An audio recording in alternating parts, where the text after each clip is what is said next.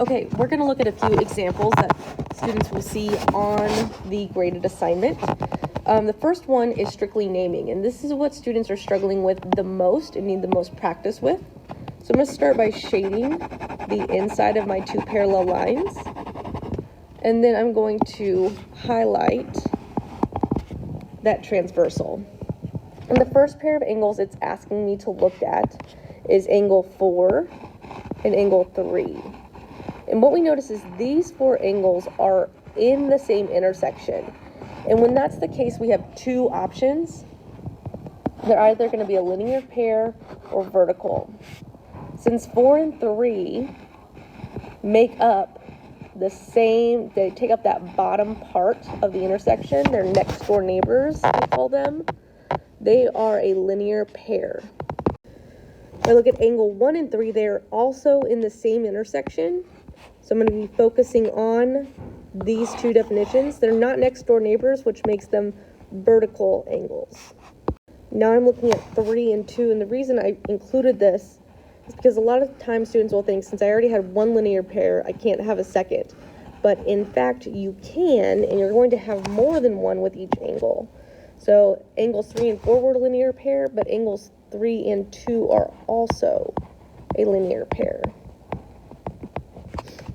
If we look at 1 and 8, now we're looking at the two different intersections. So now we're going to be wanting to look at the definitions, alternates, same sides, and corresponding. I see that angle 1 and angle 8 are both on the outside. They're outside of the shaded area, and they're both on the left side of that transversal. So that makes them same side exterior angles. Then we have 4 and 6. 4 and 6, right? Those two cars are both inside the shaded region. 4 is on the left and 6 is on the right. That means that they are opposite sides or alternate sides. And they're on the inside, which makes them interior. Angles 1 and 7. Okay, 1 is on the left side of that red line. 7 is on the right. Since they're on different sides, that makes them alternate. And they're both inside the shaded region, which makes them interior. Then we have the measure of angle 1 and 8. Oh, looks like I put that one twice. So also same side interior. Okay. Now we're actually going to start using the angle relationships to begin solving. So in number 1, it's telling me that the measure is 157 degrees. Okay. I know that vertical angles are congruent, so I can go ahead and fill that in. Linear pairs are supplementary. So there's multiple ways you can solve this. I'm going to do linear pairs. So linear pairs have to add up to equal 180. And since I have 157, I have to have my other angle equal 23 to add up 180 to 180. And then I can use my vertical angle to copy that angle 2 for angle 4. Okay, what we see here is if we slide this down, what we're going to end up with is my 4 angles repeating each other. So if angle 1 was 157, these are corresponding positions. They're going to be the exact same.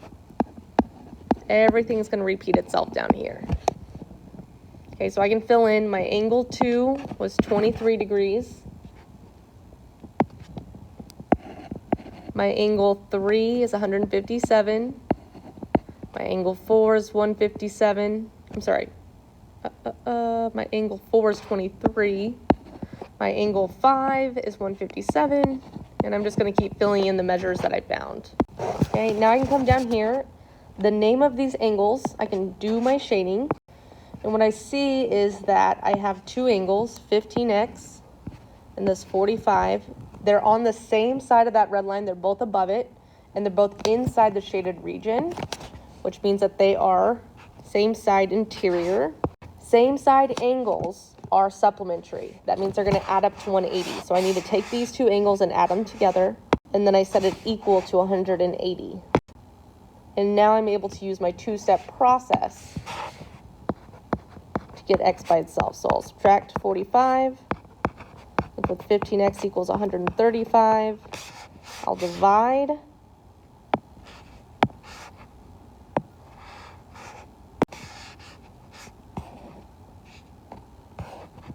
And when I do that, I'm left with x equals 9. Okay, I repeat the same process over here, so I'll start by shading.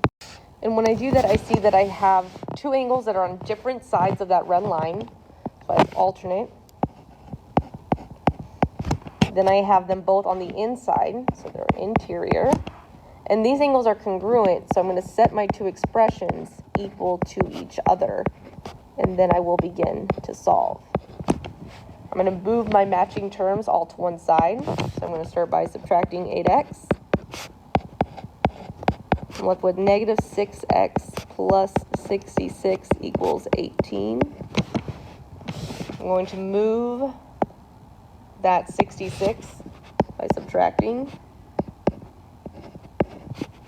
I'm left with negative 6x equals negative 48. My last step then is to divide. And when I do that, I'm left with x equals a positive 8.